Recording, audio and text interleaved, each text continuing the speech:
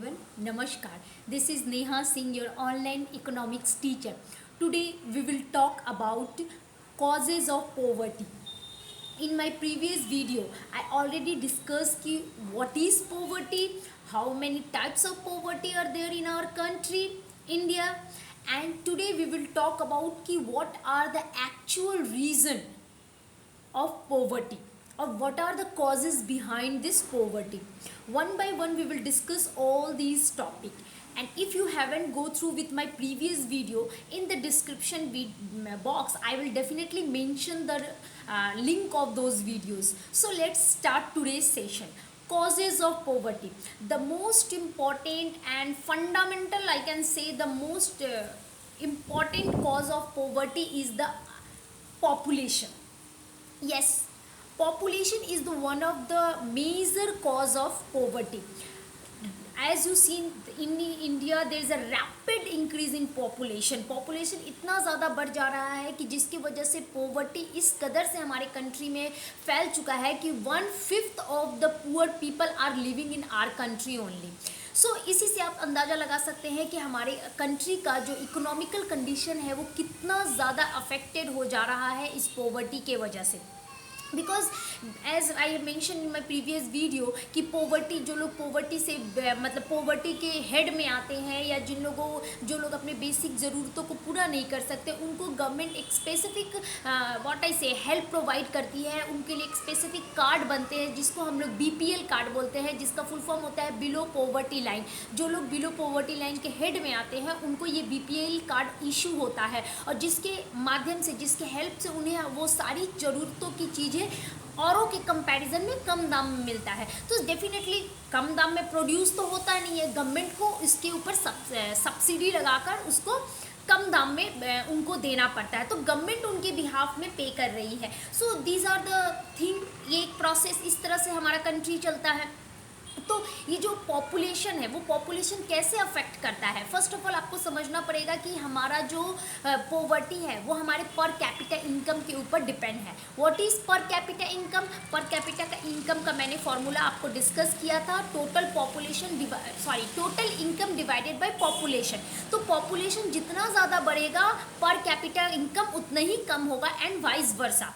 Take example, a family, उसकी income है 10,000 और उसकी पॉपुलेशन है 5 मेंबर, मतलब 5 मेंबर उसके घर परिवार में है. तो अगर हम 10,000 को 5 से डिवाइड करते हैं तो ईच इज़ गेटिंग 2,000 पर हेड. एक दूसरी फैमिली का एग्जांपल लीजिए जिसकी पॉपुलेशन मात्र 2 या 3 लोग हैं. 3 लोग मान के चलते हैं, 2 लोग तो बहुत ही कम हो जाएंगे, 3 लोग हैं. तो अगर 10,000 को 3 से हम लोग डिवाइड करेंगे तो each are getting 3 like this. The scenario will be there at more than 3,000. Okay, तो आप देख सकते हैं कि इनका जो स्टैंडर्ड ऑफ लिविंग है और जो सेकंड फैमिली का स्टैंडर्ड ऑफ लिविंग है उसमें बहुत डिफरेंसेस आएगा, बिकॉज उनके पास ज़्यादा पैसे हैं खर्चने को और पहले फैमिली के पास बहुत कम पैसे हैं खर्चने को, क्योंकि वहाँ पे नंबर ऑफ फैमिलीज ज़्यादा हैं. So ultimately population is one of the major reason of poverty in our country. The second cause is unemployment. Yes, unemployment basically क्या है? एम्प्लॉयमेंट मतलब रोजगार, अनएम्प्लॉयमेंट मतलब होता है बेरोजगारी. रोजगार, अगर हमें रोजगार नहीं मिलेगा तो डेफिनेटली हम अर्न नहीं करेंगे. अगर हम अर्न नहीं करेंगे तो हम अपनी बेसिक ज़रूरतों को पूरा नहीं कर सकते हैं. हमारी बेसिक ज़रूरतें क्या हैं? 5 चीज़ें बेसिक ज़रूरतों के हेड में आती है: food, shelter, clothing, education and medical facilities और मेडिकल हेल्प.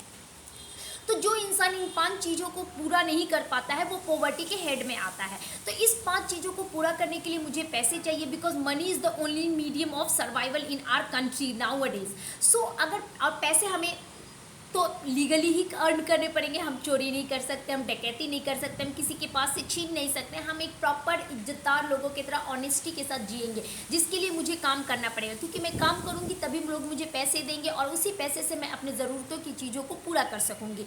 तो एम्प्लॉयमेंट, ये रोज़गार होना बहुत ज़रूरी है. और जैसे जैसे रोज़गार कमेगा, बेरोज़गारी बढ़ेगा, वैसे वैसे लोगों क्या होंगे, उनके पास पैसों की कमी होगी, वो अपने ज़रूरतों को पूरा नहीं कर पाएंगे और वो पॉवर्टी के हेड में आ जाएंगे. तो unemployment is one of the major reason of poverty. The third reason is inequal distribution of wealth and income. ये जो इनइक्वल डिस्ट्रीब्यूशन, किसी के पास बहुत ज़्यादा है कि वो रखने नहीं सक रहा है, किसी के पास इतना कम है कि वो भूख के मारे मर जा रहा है। Yes, you are right, every 10 minute में एक बंदा मरता है भूख के वजह से, हंगर के वजह से। इस तरह की गरीबी हमारे देश में चलती है। तो ये जो अनइक्वल डिस्ट्रीब्यूशन ऑफ वेल्थ जो है, ऐसा नहीं है कि कोई एक भगवान बन गया है वो लोगों को बराबर बांटेगा, ऐसा नहीं हो सकता। ये जो डिस्ट्रीब्यूशन ऑफ वेल्थ हमारे एबिलिटी, हमारे कैपेबिलिटी के ऊपर होता है। हमारा एबिलिटी कैसे डिपेंड होता है कि हम क्या कर सकते हैं और क्या नहीं कर सकते हैं। बहुत ही कम लोग आप देखेंगे जिसके हाथ में प्रोडक्शन है। एज यू नो, मोनोपोली, जिस मैंने मार्केट के बारे में भी डिस्कस किया था कि बहुत कम लोग हैं जो प्रोडक्शन कर रहे हैं और बहुत ज़्यादा लोग हैं जो उसको मतलब रिसीव कर रहे हैं, उसको यूटिलाइज कर रहे हैं, कंज्यूम कर रहे हैं। तो ये जो कम लोग हैं जो लोग प्रोड्यूस कर रहे हैं, जो बहुत लोगों को बेच रहे हैं, सेल कर रहे हैं, तो डेफिनेटली उनके पास वेल्थ का डिस्ट्रीब्यूशन सबसे ज़्यादा हो रहा है, सबसे ज़्यादा पैसे उनके पास ही है, क्योंकि उनका जो भी रोज़गार है वो बहुत अच्छा चल रहा है और मैक्सिमम लोग हैं जो उसको रिसीव कर रहे हैं, जिसकी वजह से उनको पे करना पड़ रहा है और वो पेमेंट के लिए उन्हें अर्न करना पड़ रहा है। और हमारे देश में जो बेरोजगारी चल रही है जिसकी वजह से वो प्राप्त अमाउंट में अर्न नहीं कर पा रहे। So ultimately unequal distribution of wealth and income भी एक रीज़न है हमारे पॉवर्टी का। डेप्टफुलनेस मतलब क्या होता है? एज फर्स्ट ऑफ ऑल एक और बात मैं आपको बता दूं, India has a most important occupation of India is agriculture. हमारा मैक्सिमम बहुत सा पॉपुलेशन एग्रीकल्चर के ऊपर बेस्ड है। तो agriculture is all about natural thing और नेचर के ऊपर वो बेस्ड है। अगर किसी साल बहुत अच्छा हमारा वायु जल मतलब जो भी हमारा एग्रीकल्चरल सपोर्ट रहा, बारिश अच्छे तरीके से हुई, फसल अच्छे हुए, तो डेफिनेटली जो भी फार्मर्स हैं वो बहुत अच्छा अर्न करे। ऑन द अदर हैंड अगर ऐसा कुछ नहीं हुआ तो उनकी फसल वेस्ट हो गई, तो डेफिनेटली उनके पास तो और कोई रोज़गार नहीं है और वो जो भी सीड, फर्टिलाइज़र, पेस्टिसाइड्स वो खरीद के लाते हैं और उस चीज़ों वो जब उनका फसल अच्छा नहीं होता है तो अल्टीमेटली वो सारी चीज़ें लॉस के हेड में आ जाते हैं। तो इससे क्या होता है, वो लोग जो डेप्ट के मतलब वो बकाया उनके ऊपर बहुत ज़्यादा लोन हो जाता है। और ये डेप्ट कौन देता है? जिनके पास बहुत ज़्यादा पैसे होते हैं वो इस चीज़ को मैनेज करते हैं, वो लोगों को पैसे देते हैं एक अमाउंट ऑफ इंटरेस्ट के ऊपर। चलो मैंने 10,000 तुम्हें दे दिया, तुम 10,000 में 1,000 ऐड करके रिटर्न करने के समय मुझे 11,000 रुपये रिटर्न करना। अब बंदे का पहले से फसल खराब है, वो पैसे क्या रिटर्न करेगा? फिर उसको सेकेंड ईयर के लिए उसको फिर पैसे चाहिए फसल उगाने के लिए, फिर वो जाके उससे बकाया मांग। इस तरह से इतना ज़्यादा उसके पास लोन का प्रेशर हो जाता है कि जिस लैंड पे वो खेती करता है वो लैंड उसे देनी पड़ती है। सो ये से बहुत ज़्यादा मतलब जब डीपली आप जाते हैं तो आपको समझ में आता है कि बहुत सारी प्रॉब्लम्स है और बहुत ज़्यादा उसके ऊपर हमें काम करना है और अल्टीमेटली हम लोग बहुत ज़्यादा हेल्पलेस भी फील करते हैं। सो ये जो डेप्टफुल, ये जो मतलब ये जो लेन देन, बोरोइंग और लेंडिंग का जो ये बिजनेस है, जो जिनके पास पैसे नहीं है वो लोगों से लेते हैं, इसकी वजह से भी हमारे देश में बहुत ज़्यादा गरीबी फैल रही है और लोग पॉवर्टी के हेड में आ रहे हैं। उसके बाद वो है हमारा infrastructure, lack of infrastructure. Infrastructure मतलब क्या होता है? हमारी जो हमारे जो घर होते हैं, हमारे जो सड़कें होती हैं, हमारी जो आजू बाजू के एरिया होते हैं, वो सारे इंफ्रास्ट्रक्चर के हेड में आते हैं। तो बहुत आप देख रहे हैं इसकी कमी है। शेल्टर हमारे बेसिक नीड के हेड में आता है। तो अगर एक इंसान के पास प्रॉपर शेल्टर नहीं है तो वो रास्ते पे रह रहा है। जब वो रास्ते पे रह रहा है तो डेफिनेटली वो पॉवर्टी के हेड में आ रहा है, क्योंकि वो अपनी ज़रूरतों को पूरा नहीं कर पा रहा है। बहुत सारे लोग होते हैं जो रेंट पे रहते हैं। रेंट इतना ज़्यादा होता है कि समटाइम्स कभी कभी आप किसी की स्टोरी सुनेंगे कि वो रेंट ही पे करता है, बेचारा बिना खाए रहता है, बिकॉज रास्ते पे तो रह नहीं सकता। हाँ, भूखे पेट रह सकता है कुछ दिन के लिए, बहुत ज़्यादा दिन के लिए भी नहीं, बट हाँ कुछ सर्वाइव कर सकता है। तो शेल्टर का ना होना भी हमारे पॉवर्टी को इंक्रीज करता है, पॉवर्टी को बढ़ाता है। नेक्स्ट हमारा होता है lack of supply and inflationary process. ये जो सप्लाई है, डिमांड और सप्लाई क्या होता है? More and more people is going to demanded for a product, more and more unit going to be produce, that is called supply. मतलब supply उसे कहते हैं जिस चीज़ की ज़रूरत हमारे मार्केट में सबसे ज़्यादा हो, उस चीज़ को प्रोवाइड करना है, ये हमारे सप्लाई के हेड में आता है। तो ये जो लैक ऑफ सप्लाई, लोगों की ज़रूरत अभी क्या है और उसके अकॉर्डिंगली क्या प्रोड्यूस हो रहा है। बेसिकली देखिए, किसी भी इंसान को इस जीवन में, इस दुनिया में सर्वाइव करने के लिए सबसे पहले ज़रूरत उसकी बेसिक चीज़ें हैं। हैं। लग्जरी बेसिक के बाद में आता है। तो जो हमारी नेसेसिटी है, जो हमारा फूड हमारा नेसेसिटी है, तो फूड को मतलब जितने लोग हैं उतना फूड अवेल करना वो हमारा सबसे बड़ा मेजर चैलेंज है। शेल्टर हमारा मेजर चैलेंज है, क्लोथिंग हमारा मेजर चैलेंज है, एजुकेशन हमारा मेजर चैलेंज है, मेडिकल फैसिलिटीज़। अभी कोरोना के वजह से आपने देखा होगा कि इंडिया कितना मेडिकल फैसिलिटीज़ से मतलब लड़ रहा था, ऑक्सीजन की कमी हो गई थी, वैक्सीन प्रॉपर नहीं था। तो ये सब क्या है, मेडिकल फैसिलिटीज़ के हेड में आते हैं। तो जब हम लोग ये सभी चीज़ों ज़रूरतों को पूरा नहीं कर सकते हैं तो बहुत सारे लोग उससे पीछे हट जाते हैं, उसको मिल नहीं पाता है, जिसकी वजह से वो पॉवर्टी के हेड में आते हैं। पॉवर्टी क्या है? पॉवर्टी है इनएबिलिटी।